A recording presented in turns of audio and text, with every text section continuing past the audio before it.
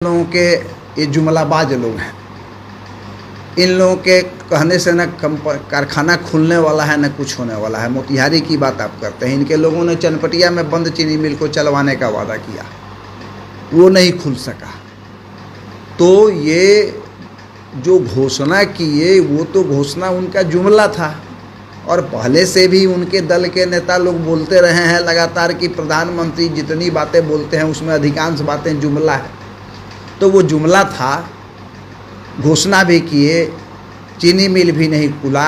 अब पता नहीं उस चीनी मिल के चीनी का चाय पिएंगे या किसी दूसरे चीनी मिल के चीनी का चाय पी करके जाएंगे। लेकिन निश्चित रूप से मैं कहना चाहूँगा कि प्रधानमंत्री जी चंपारण की जनता को बेवकूफ़ समझ लिया है। उनके आधे दर्जन बार से ज़्यादा अभी तक उनका कार्यक्रम हो सका, और ख़ास करके चुनाव के दौरान ही उनका कार्यक्रम होता है, चाहे वो पार्लियामेंट का चुनाव हो या फिर बिहार के अंदर विधानसभा का चुनाव होना है। लेकिन इस चंपारण को कुछ मिला नहीं। आप देखेंगे कि बगहा को राजस्व जिला आज तक घोषित नहीं किया जा सका। बगहा में जो प्रस्तावित प्रखंड हैं, पश्चिम चंपारण के अंतर्गत जो प्रस्तावित प्रखंड हैं, जैसे साठी, आपको परसौनी, लाल सरैया, ये प्रस्तावित प्रखंड है। उधर बगहा के अंदर जाइएगा तो सीधांव, ये प्रस्तावित प्रखंड है। तो आज तक ये प्रस्तावित प्रखंड को प्रखंड का दर्जा नहीं मिल सका, बगहा को राजस्व जिला का दर्जा नहीं मिल सका। आज भी यहाँ के किसान जो हैं वो परेशान हो रहे हैं। गन्ने के मूल्य में वृद्धि नहीं हुई, जबकि गन्ना ही एकमात्र यहाँ का कैश क्रॉप है। तो ये लोग तो अपने वोट के नाम पर कि वोट हमको मिल जाए, हिंदू मुसलमान करके वोट मिल जाए, ये करने के लिए चंपारण में आ रहे हैं। लेकिन प्रधानमंत्री के चंपारण में आने से कोई लाभ नहीं हुआ है।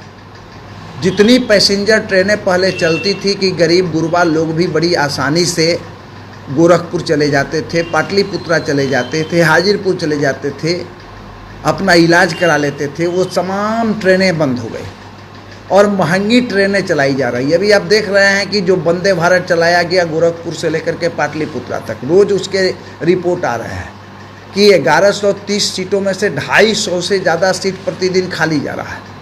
चूँकि उसका जो किराया है उतना एफोर्ड करने की क्षमता किसानों में, मजदूरों के अंदर नहीं है।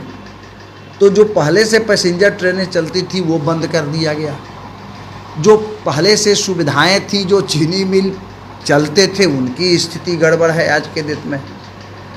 कारखाने बंद होते जा रहे हैं, कारखानों का प्राइवेटाइजेशन होते जा रहा है। कीमती कारखानों को भी कौड़ी के भाव से मोदी जी अपने शागिर्दों के बीच उसको बेचने का काम कर रहे हैं। तो ये तो जुमलेबाज लोग हैं।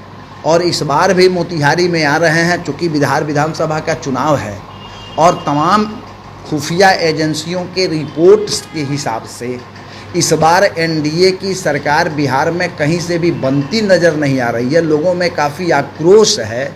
बिहार के अंदर जो अपराध में बढ़ोतरी हो रही है, इस सवाल पर आक्रोश है। किसानों के फसल का मूल्य उचित नहीं मिल रहा है, इस पर आक्रोश है। बेरोजगारी बढ़ रही है, महंगाई बढ़ रही है, इस पर आक्रोश है। और जनता को जो पहले से सुविधाएं मिली थी वो छीनती जा रही है, इस पर आक्रोश है। इसलिए एनडीए को कहीं से भी बिहार में सत्ता मिलने की उम्मीद नहीं है।